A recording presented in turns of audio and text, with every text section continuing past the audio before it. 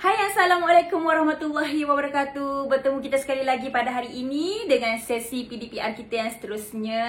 Apa khabar murid-murid semua? Cikgu harap awak semua sihat pada minggu yang kedua ini. Cikgu harap kita akan berjumpa nanti secara berhadapan apabila sekolah dibuka. InsyaAllah tak lama lagi. Amin. Okey, apa pun cikgu nak kita semua sama-sama berdoa agar negara kita cepat-cepat pulih daripada wabak COVID-19 ini. Okey, jom kita mulakan pembelajaran kita pada hari ini. Pada hari ini, cikgu akan masuk kepada aspek tata bahasa. Okey, aspek tata bahasa. Dan untuk pembelajaran kita pada hari ini, cikgu akan menggunakan buku teks bahasa Melayu awak tu dalam muka surat 6. Okay, kalau belum dapat lagi buku teks, tak apa. Awak boleh rujuk buku teks digital yang ada dalam grup WhatsApp yang cikgu dah berikan. Ataupun awak boleh tengok sahaja screenshot yang cikgu dah berikan dalam grup untuk muka surat 6. Jadi pada hari ini, untuk aspek tata bahasa, apa yang kita nak belajar pada hari ini adalah kata nama am. Benda ni awak dah dengar banyak kali. Kata nama am, kata nama khas, semua awak memang dah selalu dengar. Tapi kita memang akan belajar lagi dan lagi untuk tahun 5 ini. Jadi pada hari ni, sebelum kita nak buat tugasan dalam muka surat 6 ni, eloklah kiranya kita fahamkan dulu apa dia kata nama am.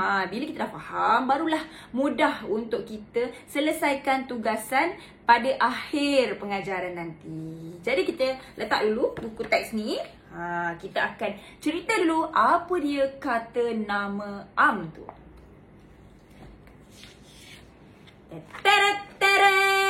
Okey, kata nama am. Nampak tak dekat tangan cikgu? Di sini ada yang cikgu dah print ni. Kata nama am, kalau awak boleh baca, kata nama am adalah perkataan yang merujuk pada benda, perkara atau konsep yang umum sifatnya. Okey, kata nama am ni adalah dia merujuk kepada perkataan yang merujuk pada benda, perkara atau konsep yang umum sifatnya. Setiap benda ada nama dia. Di sekeliling awak ni, ada semua benda yang di sekeliling awak ni ada nama dia. Pensel, pembaris, langsir, dinding, almari, semua tu ada kata nama am yang diciptakan untuk setiap benda yang ada di rata-rata di sekeliling kita. Okey, itulah maksudnya kata nama am. Dan kata nama am ni pula terbahagi kepada dua. Ni dia, cikgu dah sediakan dah. Okey, kata nama am ni dia ada kata nama am hidup dan kata nama am tak hidup. Ada kata nama am hidup dan kata nama am tak hidup. Apa yang hidup, apa yang tak hidup? Mari kita lihat. Ini dia.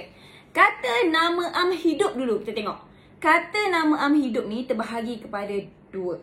Okey, iaitu yang pertama kepada manusia.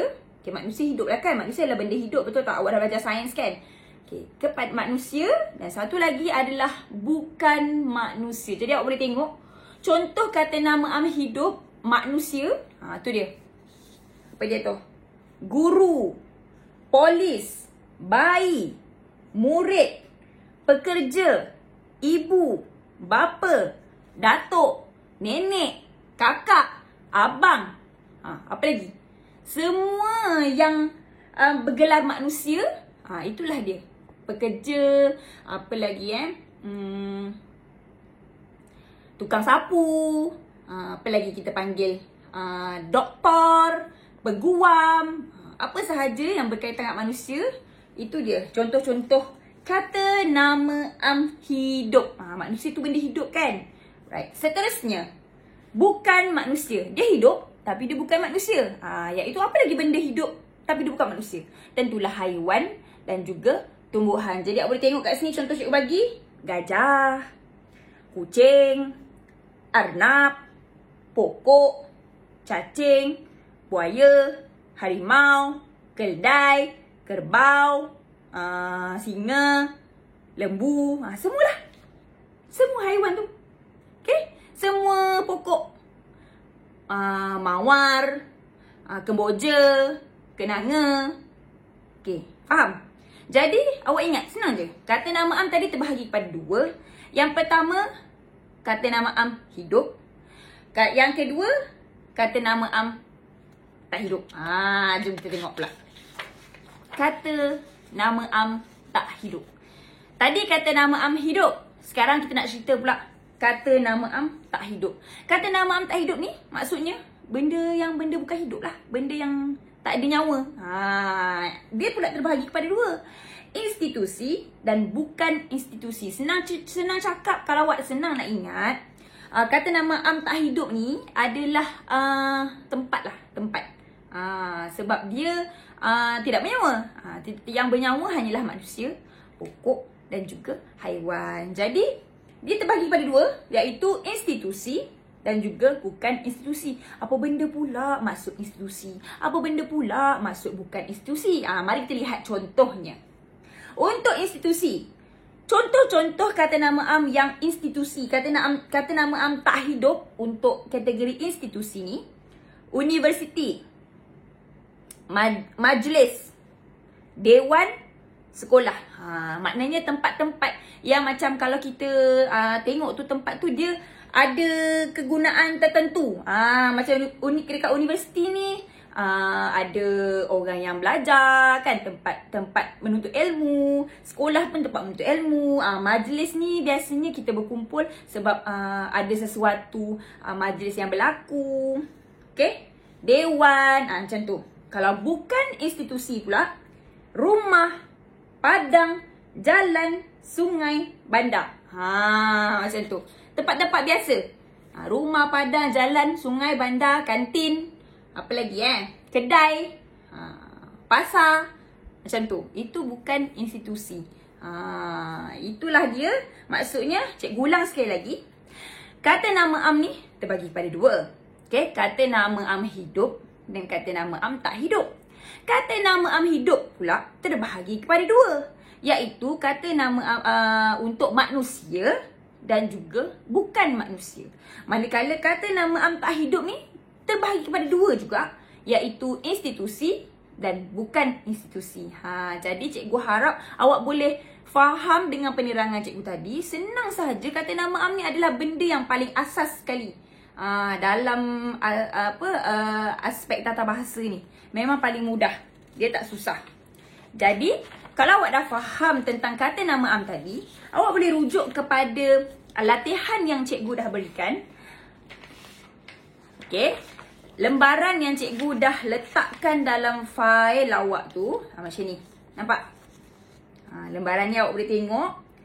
Arahannya adalah senaraikan kata nama am berdasarkan teks dan gambar dalam buku teks muka surat 6 yang tadi tu dengan menggunakan peta pokok. Bahagikan kepada 3 kategori, iaitu manusia, bukan manusia dan tak hidup. Cikgu dah mudahkan. Untuk yang tak hidup tu, cikgu tak nak awak pecahkan kepada institusi dengan bukan institusi. Cikgu cuma nak awak buat tak hidup je. Jadi awak buat 3 kategori: manusia, bukan manusia dan tak hidup, dalam bentuk peta pokok. Alah, macam mana pula peta pokok ni cikgu Jija ni? Dah lupa pula macam mana peta pokok. Macam ni peta pokok. Cikgu memang saja je cikgu bagi kosong kan. Cikgu bagi macam ni, betul.